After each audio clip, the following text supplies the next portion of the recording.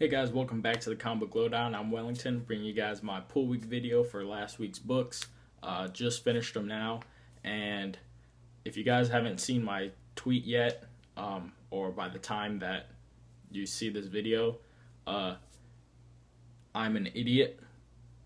I'm so dumb because I was trying to read all my books, and I got to Original Sin issue number 5, and I started reading the previously page, and it dawned on me that I never bought number 4. I never bought Original Sin number 4, and I just now noticed. And so I couldn't read number 5 because I don't know what happened in number 4. I mean, I have like an idea now because I kind of ruined it through the previously page, but I still haven't read issue number 4. So Original Sin number 5 will not be reviewed today because I'm an idiot and didn't buy the 4th issue. So probably buy that tomorrow when I pick up my books. But so anyways, instead of there being 6 reviews, there's now 5, and for the most part every book was really good. But I'll just jump right into the books right now. And first book is New Warriors issue number 7. And I think I'm going to jump off this title now. This issue was not super interesting at all. The last 2 issues were pretty cool, but this issue was not really interesting. And I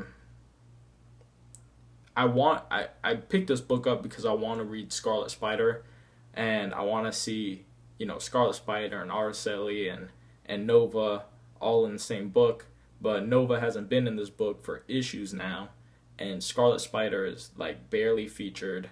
So I really find no point in reading this book anymore, especially because I'm not having a great time reading it. There were moments in this was not the worst issue of this book by far, but kind of the story just not interesting me so much to the point where I'm just gonna go ahead and drop it, because there's books that are gonna be coming out that I want more, like Spider-Man 2099. Apparently Superior Spider-Man is gonna hit number 32. Superior Spider-Man is coming back, and I love the Superior Spider-Man anyways, so pick that up. There's probably more books out there that's going to be coming out that I can't even think of. So there might be books to be dropped and then books to be picked up. So, anyways, New Warriors issue number 7.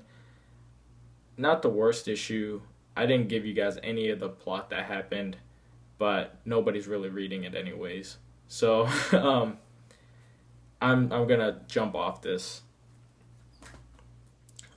Anyways, next book is Green Arrow issue number 33, and that's a really cool cover, by the way.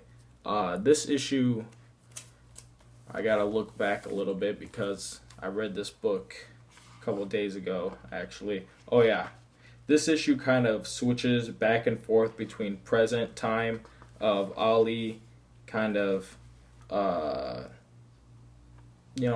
coming back to Seattle and fighting off Red Dragon and his kind of team of people that he sent to hunt down Green Arrow. And it switches from that, and it switches from a time where Ollie's mom died, and he's kind of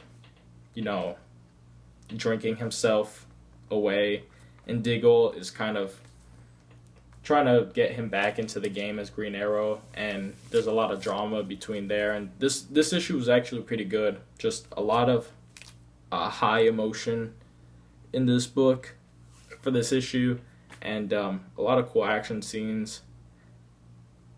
Other than that, not much else to say about it. I'm gonna be keeping on it for the Arrow writers to jump on the book. So Lemire is leaving, and the writers of Arrow will be coming in. I love the show Arrow, and I feel like they'll have a better grasp of the characters than of, or at least of like Diggle, than Jeff Lemire has, because I don't even know if Diggle was a character before the Arrow show. So I guess the creators of the character would know the character better than someone who didn't create him. Anyways, I'll be sticking on the book for those writers and see how things happen. And yeah, so that's Green Arrow 33. If I seem distracted, that's because I got a little notification on my phone from Declan Shalvey as I pretty much Scooby-Doo drooled all over his Twitter page about the Moon Knight book, and I'll be getting to that a little later. But right now, the next book is my biography. It's me, the Ultimate Spider-Man, issue number 3, and this was really accurate to my life experiences. I remember when, I was trying to come out to my girlfriend Katie Bishop about being Spider-Man, and then when I finally did, she like freaked out and ran away. And at the same time, I was dealing with, being kind of hunted down by Maria Hill, and just feeling like I was in trouble, and then discovering that Norman Osborn was alive, and that Peter Parker and Norman Osborn all of a sudden are alive, and I was like, I gotta go investigate this. And the first place I went to was May Parker's house, and kind of investigating the joint, and then boom, I got hit by freaking the Green Goblin. So, this was a big part of my life, and I'm hoping that anybody reading this enjoys it, because when I told Brian Michael Bendis my story, my life story, he was really excited to write it, and he's doing a great job of writing it, putting everything I said to words. He's putting them to words, and the artist David Marquez doing a great job in showing me and my adventures as I kind of fought off Norman Osborn, the Green Goblin. I mean, obviously I'm still here, so spoiler alert, I guess, because I'm still alive. So but I can't wait till you guys read what happens next. I won't tell you guys, but things get crazy, and everybody should pick it up if you know me. So that's me, Miles Morales, the Ultimate Spider-Man, issue number 3. Next book, though, very close to pick of the week. I actually struggled with this book, and the next book that I picked as my pick of the week could flip-flop either way. They're both pick of the week material in their own way. And so I really had trouble picking it. But this book is Daredevil Road Warrior .1, a $4.99 issue, and it actually was deserving of $4.99. It's a bigger book. Can't even remember if there was an ad in the whole book, and it tells a complete story. It fills in a gap between Matt Murdock and his company being in New York, and then them going to San Francisco. It fills in the gap in between where, they're kind of traveling, they get on the flight and then things like that. But then Matt notices something kind of strange in one character, in one person on the plane, and he notices they have no heartbeat. And he decides to investigate, and then the craziness ensues. Big fight out of nowhere, catches Matt off guard, and he has to get to the bottom of it, and then it's a big chase.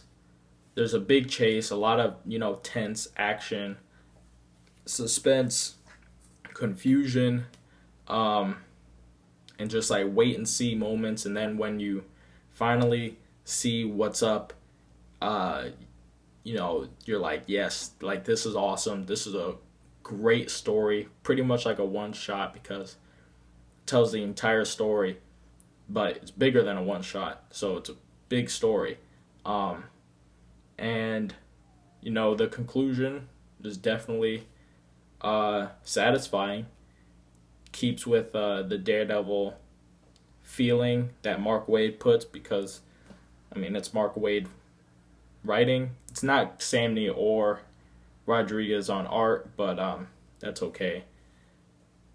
The art in here was great, and this book was great. I do recommend people pick this issue up. I know it is $4.99. Maybe if you find it somewhere cheaper, pick it up if you're not too much into the Daredevil stuff or whatever. Or if you know you just don't want to pay $4.99 for a book that you don't necessarily need. But if you have the change on you one day, see this laying around, I recommend picking it up because it's a pretty good book, really. So that's Daredevil Road Warrior .1. I think there's going to be more of those. But finally, the book that I picked as my pick of the week, and the only book that I've not reviewed, except for Original Sin, because I'm an idiot, and I said I would get to this book later, and that is Moon Knight issue number 5. This book, Warren Ellis, I don't know how much he contributes to the book. He must have just the story idea and puts in some dialogue here or there, or here and there, but there's not too much talking in this book. But it definitely works, especially in this issue. In this issue, the lack of dialogue really enhances how easily Moon Knight is cutting through a bunch of guys. This cover pretty much is the book. Like, you see how awesome this cover is with Moon Knight beating down all these people, like as if he was in stages of a video game as he's going up levels. That is what this book is. He whoops people's ass throughout this whole book. And Declan Shalvey's art, I said it already, I gave him mad props on Twitter. It is fantastic in this book. I hate that he's leaving the book. The story behind this is a girl was kidnapped, Moon Knight gets her back. Or Moon Knight, you know, goes on a mission to get her back. That's the story of the book. And it is done flawlessly. And just so good. Not even anything built up to it. Just, we almost jump right into it. And it takes up the whole book. And the way Moon Knight handles stuff is just crazy. Awesome book. You know, this I wish there was more build up. This is why this book and the Daredevil book can go switching, because the Daredevil book had so much story to it and so much build up to it. But this book had me like in it, just reacting like, oh my god, like outwardly reacting. But it has less story to it. So that's why, and they were both very enjoyable. So that's why they kind of switch off and pick of the week for my mind. That's why I kind of view them both highly as pick of the week material. But I went with Moon Knight just because it had me going like, oh my god, just like outwardly expressing myself. That's what this book did. And a book that can do that has to be pick of the week. So anyways, that's all the books that I'm reviewing, because again, I'm an idiot. Didn't get Original Sin issue number 4, therefore can't read Original Sin issue number 5. But I will review that next week. Anyways, I'm Wellington signing off for the Comic Book Lowdown. See you guys next time.